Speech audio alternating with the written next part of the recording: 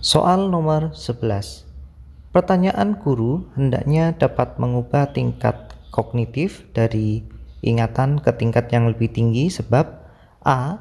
Siswa harus berkembang dalam cara berpikir. B.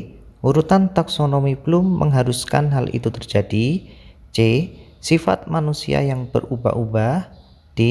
Agar guru terlihat kreatif. Jawabannya adalah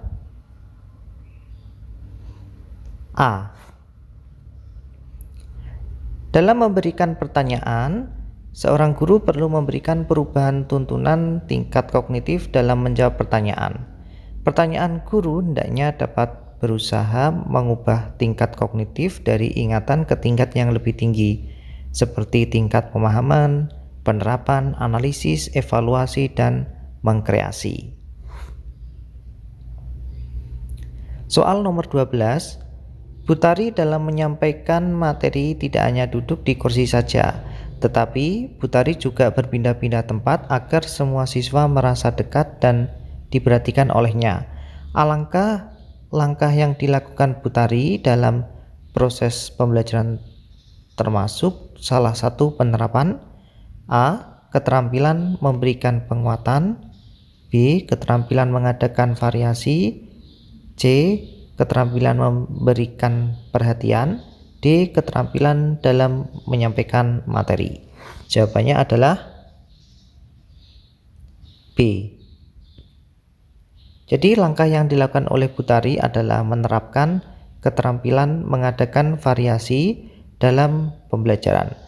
Keterampilan mengadakan variasi adalah keterampilan yang dilakukan guru untuk mengadakan proses perubahan dalam pembelajaran yang bertujuan untuk meningkatkan motivasi para siswa serta mengurangi kejenuhan dan kebosanan siswa dalam mengikuti pembelajaran.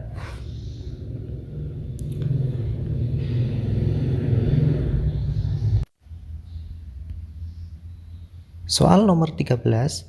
Kehangatan dan keantusiasan, kebermaknaan dan menghindari penggunaan respon negatif adalah bagian dari A. Tujuan motivasi. B. Tujuan mengadakan penguatan. C. Komponen-komponen mengadakan penguatan. D. Prinsip penggunaan penguatan. Jawabannya adalah D. Prinsip penggunaan penguatan. Jadi penguatan adalah respon positif yang diberikan guru kepada siswa dalam proses pembelajaran dengan tujuan untuk memberikan informasi atau umpan balik atau feedback, memantapkan dan meneguhkan hal-hal tertentu yang dianggap baik sebagai suatu tindakan dorongan maupun koreksi sehingga siswa dapat mempertahankan atau meningkatkan perilaku baik tersebut.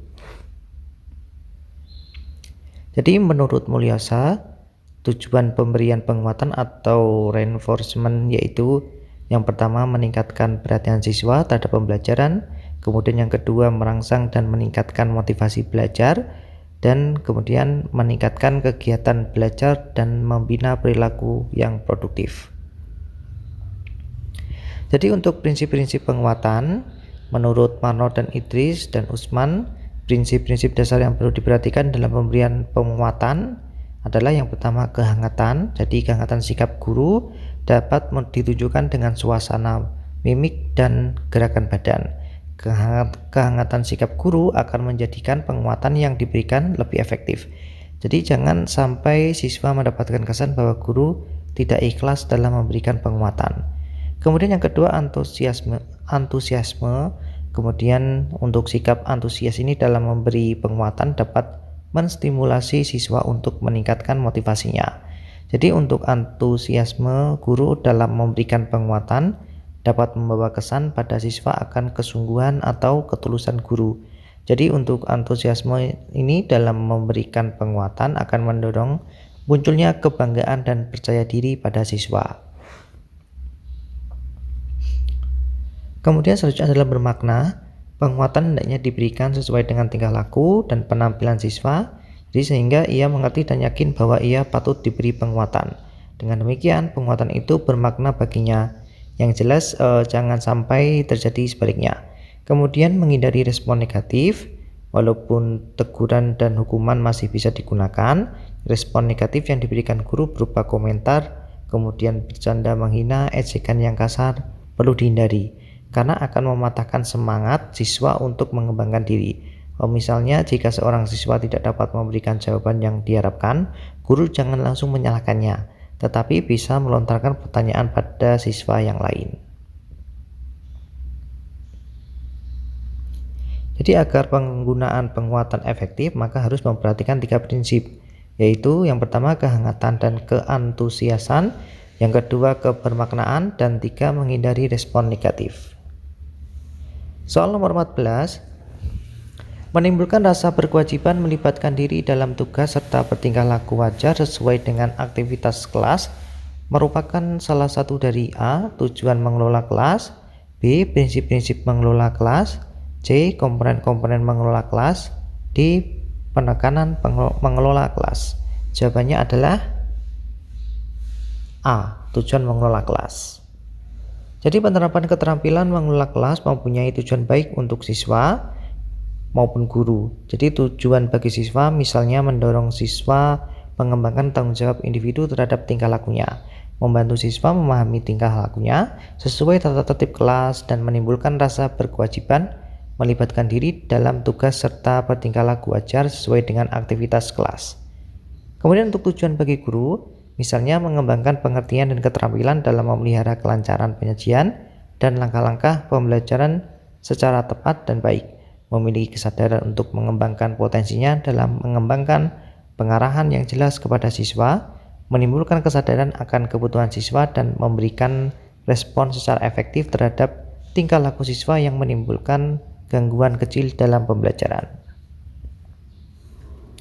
Soal nomor 15, pertanyaan di bawah ini merupakan kelemahan diskusi yang dapat menimbulkan kegagalan atau tujuan tidak tercapai kecuali A. Memerlukan waktu lama, B. Diskusi didominasi oleh siswa pandai atau siswa tertentu, C. Dapat membosankan jika pembicara bertele-tele dan menyimpang dari topik yang ditentukan, D. Guru tidak mempersiapkan diri untuk mengajar. Jawabannya adalah D. Guru tidak mempersiapkan diri untuk mengajar. Jadi untuk diskusi mempunyai kelemahan yang dapat menimbulkan kegagalan atau tujuan tidak tercapai, antara lain memerlukan waktu lama. Kemudian diskusi didominasi oleh siswa pandai atau siswa tertentu, dan dapat membosankan jika pembicara bertele-tele dan menyimpang dari topik yang ditentukan. Soal nomor 16, ciri khas dari pembelajaran berbasis masalah adalah terletak pada masalahnya. Di antara berikut yang bukan ciri masalah model pembelajaran berbasis masalah adalah A. Struktur rumit, B. Kompleks, C. Terbuka, D. Terarah. Jawabannya adalah D. Terarah. Menurut Brains dan Fielder, masalah yang diberikan dalam model pembelajaran berbasis masalah sebaiknya memenuhi kriteria kompleks, struktur, tidak jelas, terbuka, kemudian dan otentik. Soal nomor 17. Berikut ini adalah bentuk diferensiasi proses pembelajaran. A. Menyediakan alat peraga sesuai kemampuan siswa, B. Menggunakan bahan ajar yang beragam, C. Menggunakan bahasa teknis sesuai kemampuan siswa, D. Membentuk kelompok kecil. Jawabannya adalah A. Dalam proses pembelajaran, guru dapat melakukan diferensiasi antara lain menyediakan presentasi yang bervariasi sesuai perbedaan gaya belajar, menggunakan aktivitas berjenjang, menyediakan pusat perhatian yang mendorong siswa mengeksplorasi bagian topik pembelajaran sesuai minat mereka, mengembangkan agenda personal setiap siswa, menyediakan alat peraga atau bantu lain untuk membantu siswa yang memerlukannya, dan menyediakan waktu belajar yang bervariasi. Diferensiasi adalah suatu pendekatan sistematis untuk merancang kurikulum dan instruksi pembelajaran bagi siswa yang beragam kemampuannya, minatnya, serta kebutuhan belajarnya. Soal nomor 18, pada kegiatan pembelajaran yang mengintegrasikan pendekatan saintifik Dalam model pembelajaran berbasis proyek, aktivitas pembelajaran siswa pada tahap mengamati adalah A. Siswa mengidentifikasi informasi dari pernyataan. B. Siswa membuat desain proyek. C. Siswa mengumpulkan informasi sesuai yang direncanakan. D. Siswa menyampaikan progres proyek. Jawabannya adalah A. Siswa mengidentifikasi informasi dari pernyataan. Jadi pembelajaran berbasis proyek adalah model pembelajaran yang melibatkan siswa dalam suatu kegiatan atau proyek yang menghasilkan suatu proyek. Aktivitas siswa dalam pembelajaran ini adalah mendesain proyeknya sendiri, menyelesaikan proyek secara berkelompok, dan mempresentasikan produk yang dibuat. Jika pendekatan saintifik diintegrasikan dalam model pembelajaran berbasis proyek, maka pada tahap mengamati, siswa melakukan aktivitas pengamatan masalah yang disampaikan guru. Selain itu, siswa mengidentifikasi informasi yang diberikan dari pernyataan atau masalah yang diberikan.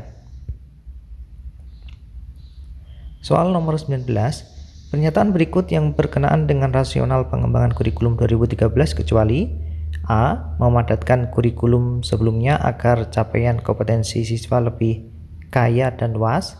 B. Capaian di tim dan PISA tidak menggembirakan. C. Adanya perkembangan penduduk usia produktif Indonesia yang membutuhkan kompetensi dan keterampilan yang memadai. D. Tuntutan pendidikan yang mengacu kepada 8 standar nasional pendidikan. Jawabannya adalah A. Memadatkan kurikulum sebelumnya agar capaian kompetensi siswa lebih kaya dan luas.